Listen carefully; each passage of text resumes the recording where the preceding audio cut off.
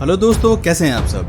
दोस्तों, दुनिया में बहुत से ऐसे जानवर होते हैं जिनके बारे में हो सकता है कि आपको पता ना हो सकता है मुझे भी पता ना हो, क्योंकि जानवरों की भी कई सारी प्रजातियां होती हैं। दोस्तों, इसी तरह से जानवरों के कई सारे हाइब्रिड्स होते हैं जिनके बारे में ना तो आपने सुना होगा और नहीं देखा होगा। लेकिन दोस्तों, आज हम आपको दुनिया के 10 ऐसे हाइब्रिड जानवरों से मुलाकात कराने वाले हैं जिसे देख के आपके होश यकीनन उड़ जाएंगे। तो चलिए दोस्तों, शुरू करते हैं आज का हमारा नया एपिसोड और देखते हैं 10 ऐसे हाइब्रिड जानवर जिसके बारे में शायद किसी को पता भी ना हो। दोस्तों, कुछ तो ऐसे जानवर हैं जिनको इंसानों के डीएनए के साथ मिक्स करके बनाया गया है। तो दोस्तों, बस आपसे रिक्वेस्ट है कि आप इस वीडियो को एकदम लास्ट तक जरूर देखिएगा। लाइगर। दोस्तों, लाइगर जानवर को आप सबसे पहले देख लीजिए, ये कितना बड़ा और कितना खतरनाक दिखता है। दोस्तों, ये हाइब्रिड है मेल लायन और फीमेल टाइगर का, यानी लाइगर दुनिया के 2 सबसे खतरनाक जानवरों के क्रॉस ब्रीड के बाद बने हैं। दोस्तों, ये कैट प्रजाति के सबसे बड़े जानवर होते हैं क्योंकि लायन और टाइगर दोनों की ही हाइट इनमें होती है। दोस्तों, साथ ही इनमें दोनों जानवर के नेचर भी मिलते हैं, जैसे कि ये स्विमिंग करना बहुत पसंद करते हैं बाघ की तरह, तो वहीं इनका सोशल बिहेवियर बिल्कुल ही लायन की तरह होता है। दोस्तों, आज भी आप इस जानवर को देख सकते हैं और ज्यादातर ये पाए जाते हैं साउथ अमेरिका के देशों में। हालांकि एक समय था जब इनके बारे में कहा जा रहा था कि ये पूरी तरह से दुनिया से खत्म हो चुके हैं, लेकिन इस थ्योरी को गलत साबित किया 1953 में, जब अमेरिका के घने जंगल में एक बार लाइगर दिखा था। दोस्तों, आज भी अमेरिका के मायामी में हरकुलस नामक इस लाइगर को देखा जा सकता है, जो कि 410 किलोग्राम का है और बहुत ही खतरनाक है। दोस्तों, इसके नाम वर्ल्ड रिकॉर्ड भी है दुनिया का सबसे बड़े कैट प्रजाति होने का। दोस्तों, कई लोगों का कहना था कि लाइगर ज्यादा दिनों तक जिंदा नहीं रह सकते, लेकिन आपको बता दूं कि ये लाइगर पूरी तरह से स्वस्थ है और अपनी पूरी जिंदगी जीने के लिए तैयार भी है। वॉल्फिन। दोस्तों, ये बने हैं डॉल्फिन और वेल्स के कॉम्बिनेशन से। जी हाँ दोस्तों, इसके बारे में दुनिया को तब पता चला जब एक बार इंग्लैंड के लिवरपूल सिटी के एक जू में इसे देखा गया। कहा जाता है कि ये बड़े ही एक्टिव होते हैं। हालांकि ये इंसानों के लिए डॉल्फिन की तरह बहुत ज्यादा फ्रेंडली नहीं होते, इनसे बच के रहना पड़ता है। अगर इन्हें गुस्सा आ गया तो ये इंसानों पर कई बार हमला करने से भी पीछे नहीं हटते। दोस्तों, आपको जानकर हैरानी होगी कि एक बार तो इन्होंने अपने केयरटेकर के ऊपर ही हमला कर दिया था। दोस्तों, वैसे तो टेक्निकली ये डॉल्फिन ही होते हैं, लेकिन इनमें बहुत सारी आदतें वेल्स की भी आ जाती हैं। कई लोगों का ये भी मानना है कि इस तरह के क्रॉस ब्रीड वॉल्फिन और भी दुनिया में मौजूद हैं, लेकिन आज तक इनके अलावा कोई और प्रमाण नहीं मिला है। ये देखिए कैसे ये पानी में गोते लगा रहा है और कैसे फुल ऑन मस्ती कर रहे हैं। ऐसा लग रहा है मानो अभी ये अच्छे मूड में है। Pigs with human blood. दोस्तों, अब ये देखिए, अमेरिका की ही एक लेबोरेटरी में सुअर के सेल्स में इंसानों के सेल्स को मिक्स करने का सफल प्रयास किया गया।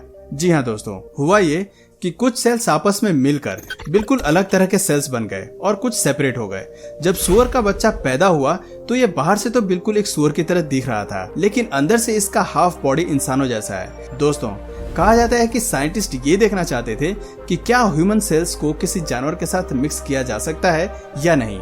ये सुअर जिसमें इंसानों का सेल्स है, ये दूसरे सुअर के मुकाबले ज्यादा एक्टिव और एग्रेसिव है। साथ ही इनमें यह भी नोट किया गया कि किसी भी बीमारी के खिलाफ इनके बॉडी में काफी तेजी से स्ट्रॉन्ग एंटीबॉडी बनती है। दोस्तों, इनका ब्लड सैंपल दुनिया में सबसे अलग और अनूठा है। Blood parrot. दोस्तों, ताइवान में 1986 में मेडास और रेड किचलिट को मिलाकर एक ब्रीड बनाया गया। हालांकि इसको लेकर बहुत आलोचना भी की गई। दोस्तों, आपको बता दूं कि इनके मिक्स ब्रीड से पैदा हुई मछली दिखने में तो बहुत खूबसूरत लगती थी, बहुत कलरफुल भी, लेकिन उसका मुंह बहुत ही छोटा था, जिसकी वजह से उसे खाना खाने में बहुत दिक्कत होती थी। वैसे तो इनका कलर येलो होता है, लेकिन ये ऑरेंज और रेड कलर में भी हो सकते हैं। दोस्तों, आपको बता दूं कि इस मिक्स ब्रीड की मादा ज्यादा दिनों तक जिंदा नहीं रहती है, जबकि मेल का लाइफ साइकिल बिल्कुल नॉर्मल होता है। The human chimpanzee hybrid. दोस्तों, 1967 में चीन के 2 साइंटिस्ट ने सबसे बड़ा क्रॉस ब्रीड करने की कोशिश की। आपको बता दूं कि ये दोनों चाइना के साइंटिस्ट चिंपैंजी और इंसान को मिलाकर ह्यूमैंजी बनाने की कोशिश कर रहे थे। इनका दावा था कि ये काफी हद तक सफल भी हो गए थे, लेकिन फिर कुछ ऐसी घटना हुई जो उनके कंट्रोल से बाहर का था। इन्होंने मेल इंसान का स्पर्म फीमेल चिंपैंजी में डाल दिया था। चिंपैंजी भी 3 महीने की प्रेग्नेंट थी। दोस्तों, इनका इरादा था कि अगर ये सक्सेसफुल हुए तो जो बच्चा इंसान और चिंपैंजी के मिक्स से पैदा होगा उसका ब्रेन नॉर्मल चिंपैंजी से कहीं ज्यादा शार्प होता, उसका मुंह भी बड़ा हो सकता था। चीन के साइंटिस्ट इससे लेकर बहुत एक्साइटेड थे। वो चाहते थे कि अगर सब कुछ प्लान के हिसाब से हुआ तो ये इस मिक्स ब्रीड को नौकर बनाकर रखना चाहते थे। वो चाहते थे कि ह्यूमैंजी को वो ड्राइवर की तरह इस्तेमाल करते, उन्हें ट्रेनिंग देकर घर का काम कराया जाता और साथ ही जरूरत पड़ने पर इसे स्पेस रिसर्च के लिए भी इस्तेमाल किया जाता। लेकिन दोस्तों चीन के एक समुदाय को जब इसकी खबर लगी तो उन्होंने पूरा का पूरा लैब ही जला दिया और उसी में वो प्रेग्नेंट चिंपैंजी की मौत हो गई। दोस्तों हालांकि एक बार फिर से कोशिश की गई थी 1970 में, लेकिन फिर पॉलिटिकल प्रेशर की वजह से इस प्रोजेक्ट को वहीं बंद करना पड़ा। कैम्स दोस्तों इनकी ब्रीडिंग का काम दुबई में शुरू हुआ था, जिसमें मेल कैमल के स्पर्म को लामा के अंदर इंजेक्ट किया गया। इस प्रोसेस के पीछे मकसद ये था कि वैज्ञानिक मान रहे थे कि लामा से पैदा होने वाले बच्चे कैमल की तरह ही ताकतवर होंगे। हालांकि ये एक्सपेरिमेंट सफल ही नहीं हो सका। इसकी वजह थी दोनों के अलग अलग नेचर बॉडी रिएक्शन, लेकिन साइंटिस्ट ने इसे आर्टिफिशियल ब्रीडिंग करा के कैम्प्स पैदा किया। आज दोस्तों दुनिया में 6 कैम्प्स हैं जिनकी देखभाल दुबई में ही होती है। लेकिन इसमें भी परेशानी ये है कि जिस प्रोसेस में इन्हें क्रॉस ब्रीडिंग कराया गया था वो अब तक अचीव नहीं हो पाया है और कई बार कैम्प्स की तबीयत बहुत ही खराब हो जाती है। साइंटिस्ट एक्सपेक्ट कर रहे थे कि ये भी कैमल की तरह ही मजबूत जानवर होंगे, लेकिन ऐसा कुछ नहीं हुआ। अब लामा और कैमल के बीच की क्रॉस ब्रीडिंग पूरी तरह से बंद हो चुकी है। द रैबिट मैनग्रॉन दोस्तों पहली बार इंसान के क्रॉस ब्रीडिंग से कोई और जानवर सक्सेसफुली 2003 में पैदा हो सका था। जी हाँ दोस्तों, इससे पहले कई बार अमेरिकन साइंटिस्ट ने कोशिश की, कई बार ब्रिटेन के साइंटिस्ट ने भी कोशिश की, लेकिन किसी को सफलता हाथ नहीं लगी। दोस्तों 2003 में चीन के साइंटिस्ट ने बड़ी सफलता उस समय हासिल कर लिया जब उन्होंने इंसान और चूहे का मिक्स ब्रीड तैयार कर लिया। जी हाँ दोस्तों, ये बात किसी को पता नहीं थी जब तक कि रिजल्ट नहीं आया।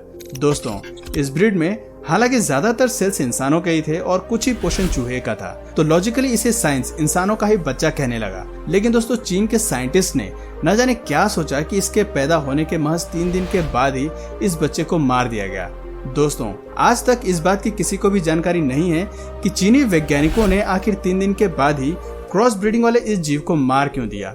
किलर बी दोस्तों सबसे पहले तो आपको बता दें कि इसका नाम किलर बी इसलिए रखा गया है क्योंकि ये बड़े ही खतरनाक होते हैं और उससे भी ज्यादा ये एग्रेसिव होते हैं। ये इंसानों पर हमला भी करते हैं और हर साल अमेरिका में 2 लोग इनके काटने से मारे जाते हैं।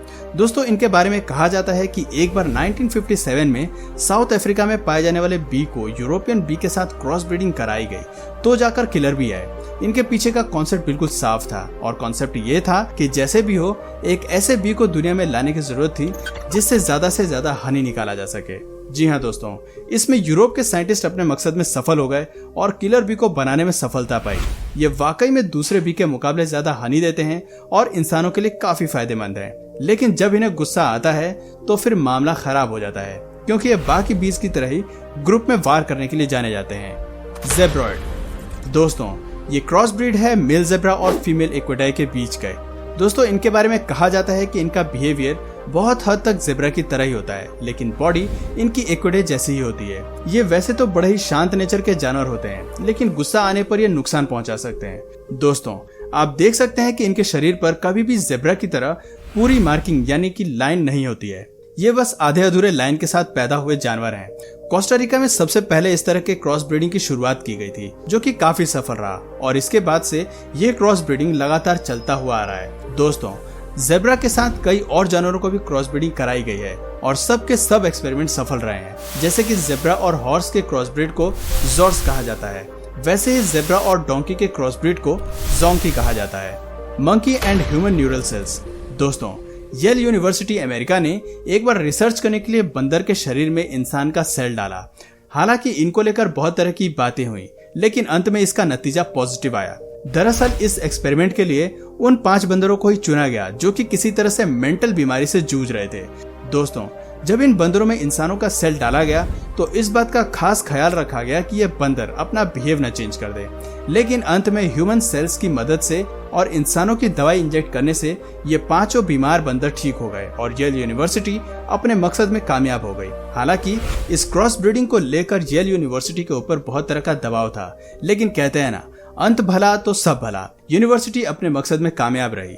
हालांकि ये बात भी सच है कि उसके बाद से कभी भी इस तरह के प्रयोग हमें देखने को नहीं मिला। दोस्तों आपको इनमें से सबसे अमेजिंग हाइब्रिड जानवर कौन सा लगा कमेंट करके जरूर बताइए, और ये भी बताइए कि क्या इस तरह के एक्सपेरिमेंट होने चाहिए या नहीं। तो दोस्तों, अगर इस वीडियो से आपको कुछ नया जानने या सीखने को मिला तो प्लीज इस वीडियो को एक लाइक करके अपने फ्रेंड्स और फैमिली में इसे जरूर शेयर करिए।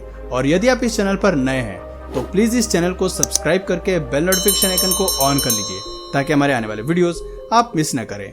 मिलते हैं फिर किसी वीडियो में नए टॉपिक के साथ, तब तक के लिए नमस्कार।